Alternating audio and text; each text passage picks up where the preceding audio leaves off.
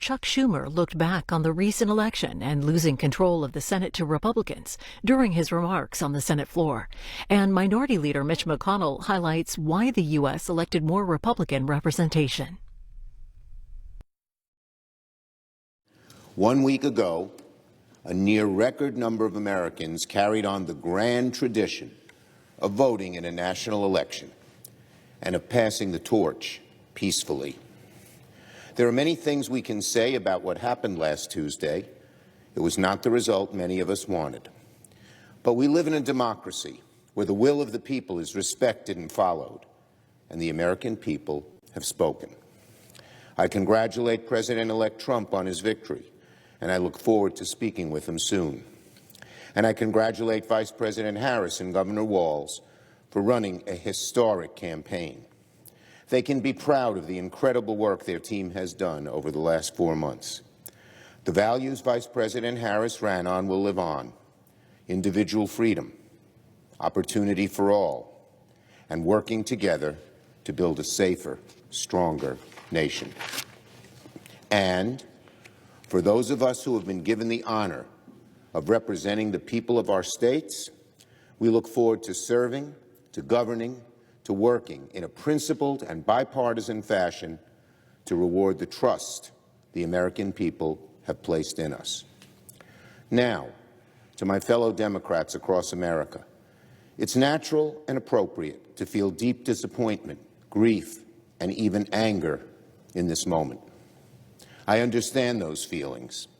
It never feels good to come up short.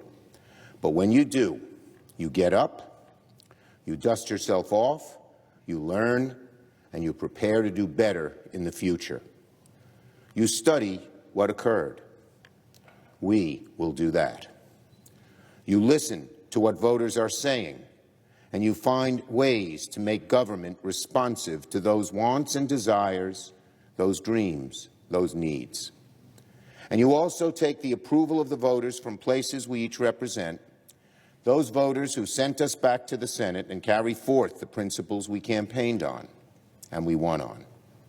And you find ways to put those principles into practice as much as possible, while finding ways to work in a bipartisan fashion to get things done.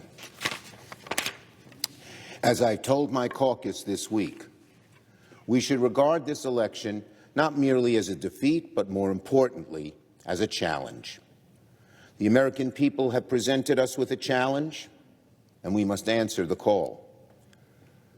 We have to look at what we did right, what we did wrong, and what we didn't do but should have done. First, we have to look at what we did right and continue to pursue those goals. Many of our Senate colleagues, after all, are returning to the Senate despite facing strong headwinds. I'll say more about that in a moment. Second, we have to understand the things we did wrong and how we must change. And third, we have to look at what we didn't do but should have done. We'll have these important and necessary conversations in due course, and everyone must have a seat at the table. We must be honest, we must be practical, and we must never abandon the roots that have defined the Democratic Party for generations. To Democrats who were back around in 2004, remember the grief we felt back then? It was a tough election, for sure. But what happened afterwards? We got back to work to regain the trust of the American people. I was proud to be part of that process as chair of the DSCC, and just 2 years later, the tide turned in a dramatic way. Finally, before I turn to the Senate, let me say this. I hope that after last week we can put to rest the fantasy of stolen elections and rigged outcomes. 4 years ago, the losing side refused to accept the will of the people, and it led to a violent insurrection at the U.S. Capitol. This year, we will not go down that dark and violent path. Now, let me go on to the Senate. Last Tuesday brought a mix of success and disappointment for Senate Democrats. In the final analysis, we hoped for a better result. As happens from time to time, control of this chamber will change from one party to the other. To Senator Brown and Senator Tester, We could not be prouder of the races you ran. More importantly, we could not be prouder of the legacy you have built here in the United States Senate. You are some of the finest people I've ever worked with in this chamber. To both of you, I say thank you. Job well done. Job well done.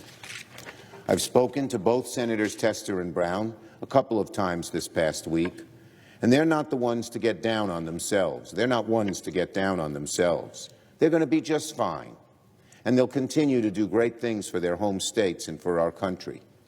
But I feel for the people of Montana and Ohio, who will now lose two incredible leaders. To Senators Rosen and Baldwin, we're thrilled that you're coming back for another term, despite all the headwinds and obstacles you faced back home. In fact, despite a difficult year for Democrats, 4 of our most contested seats will remain in the hands of Democrats, and in one other state, the votes are still being counted. Let me repeat that. Despite a difficult year for Democrats, which everyone predicted would be a place where we lost all of our seats almost, despite that, 4 of the most contested seats will remain in Democratic hands: Nevada, Michigan, Arizona, and Wisconsin. And as I said, in one more state, the votes are still being counted. Donald Trump won all those states, but so did our Democratic colleagues and colleagues-to-be.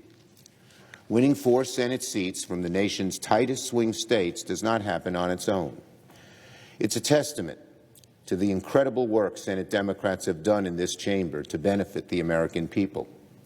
With Democrats in the majority, the United States had its most successful and productive years in decades. Under our watch, this chamber became a place where we got things done, amazing things done. We passed bold legislation that lifted America out of crisis, rebuilt our economy, and invested in good-paying jobs.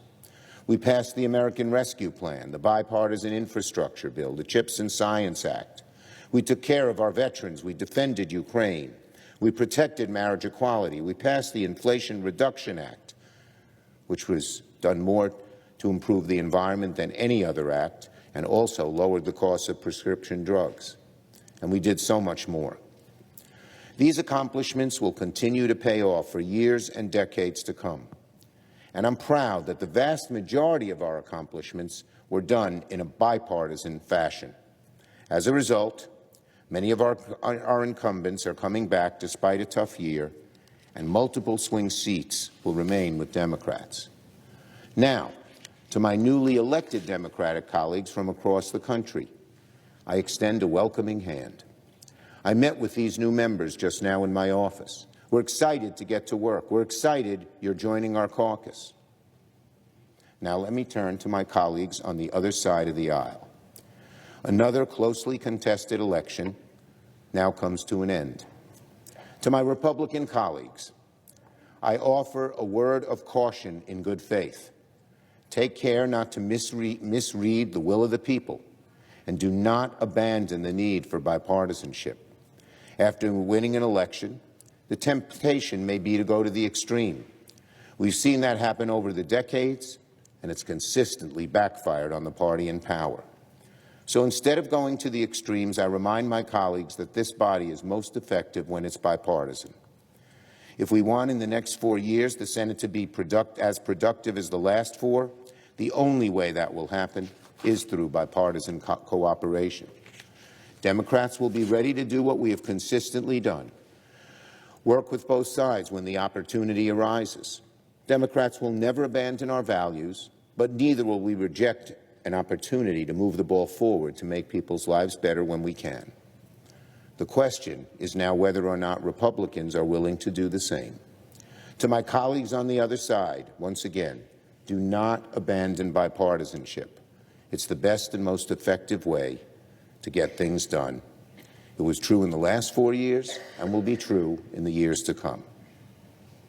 Finally, let me end with this. For millions of Americans, particularly those on this side of the aisle, this is a difficult moment. But as John F. Kennedy once said, let us not despair,